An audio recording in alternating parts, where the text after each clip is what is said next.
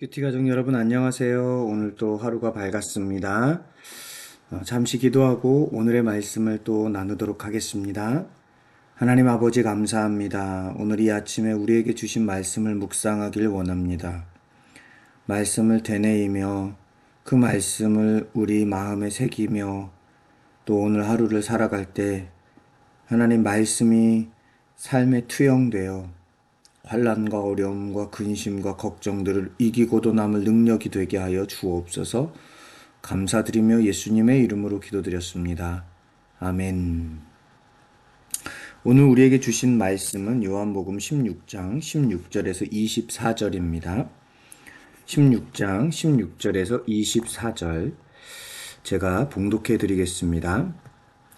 조금 있으면 너희가 나를 보지 못하겠고 또 조금 있으면 나를 보리라 하시니 제자 중에서 서로 말하되 우리에게 말씀하신 바 조금 있으면 나를 보지 못하겠고 또 조금 있으면 나를 보리라 하시며 또 내가 아버지께로 감이라 하신 것이 무슨 말씀이냐 하고 또 말하되 조금 있으면이라 하신 말씀이 무슨 말씀이냐 무엇을 말씀하시는지 알지 못하노라 하거늘 예수께서 그 묻고자 함을 아시고 이르시되 내 말이 조금 있으면 나를 보지 못하겠고 또 조금 있으면 나를 보리라 함으로 서로 문의하느냐.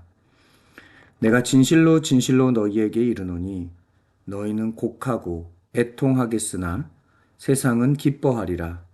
너희는 근심하겠으나 너희 근심이 도리어 기쁨이 되리라.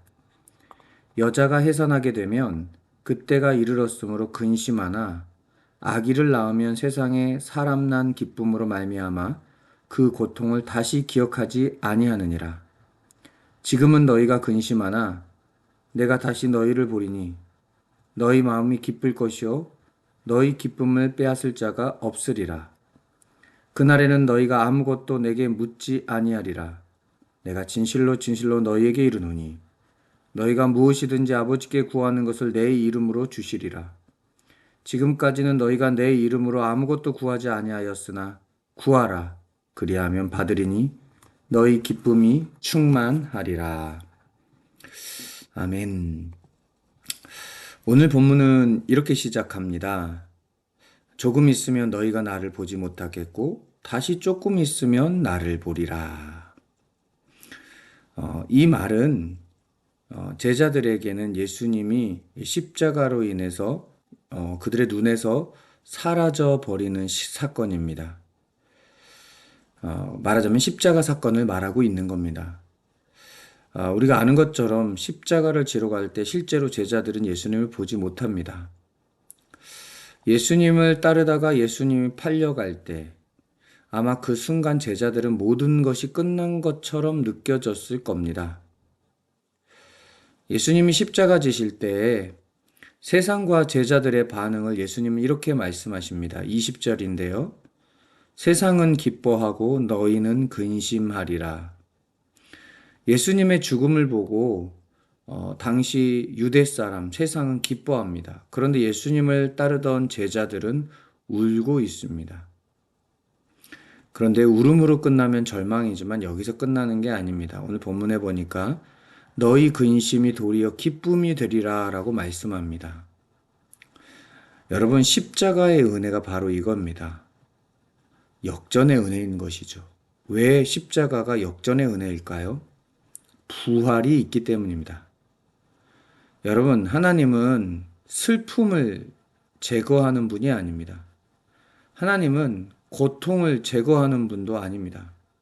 그런데요, 하나님은 슬픔을 기쁨으로 바꾸시는 분이고, 고통을 기쁨으로 바꾸시는 분이고, 하나님은 역전을 시키시는 분이라는 겁니다. 그런 의미에서 하나님은 역전의 명수입니다.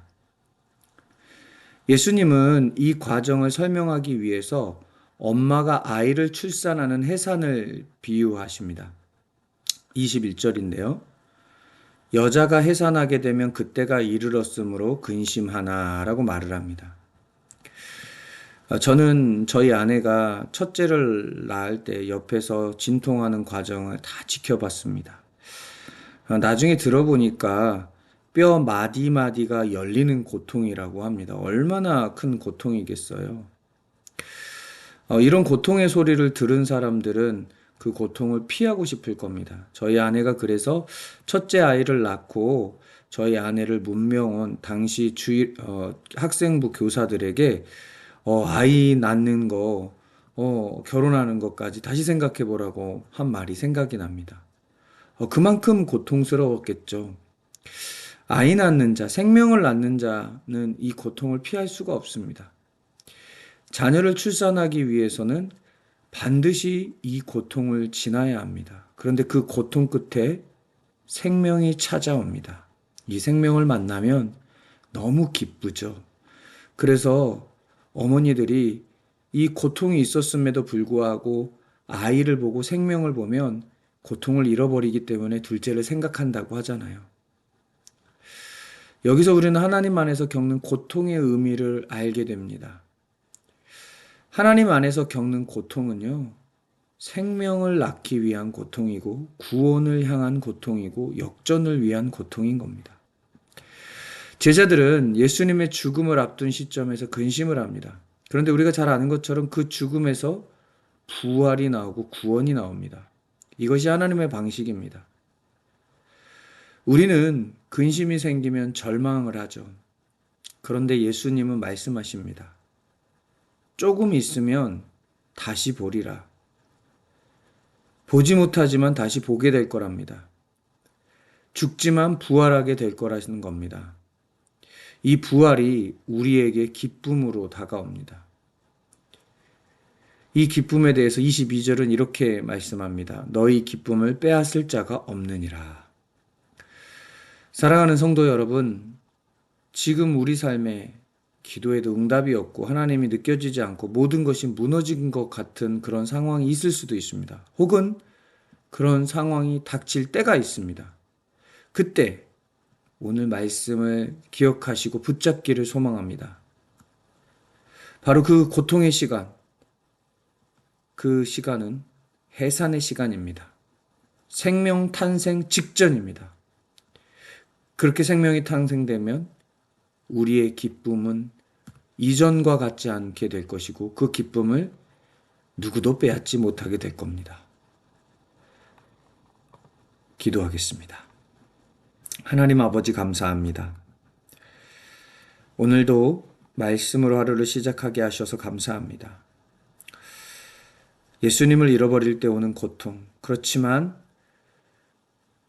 사흘 만에 다시 살아나셔서 부활의 기쁨을 누리게 하시는 그걸 바라보면서 지금 주님 없는 것 같은 고통, 어려움 속에서 하나님이 나를 만지지 않는 것 같은 고통이 있을지라도 인내하며 기다릴 때 하나님의 시간이 지나면 부활의 기쁨으로 우리에게 다가오게 될 줄로 믿사오니 하나님 우리 성도들의 상황을 역전시켜 주셔서 슬픔이 기쁨으로 바뀌는 은혜가 있게 하여 주옵소서.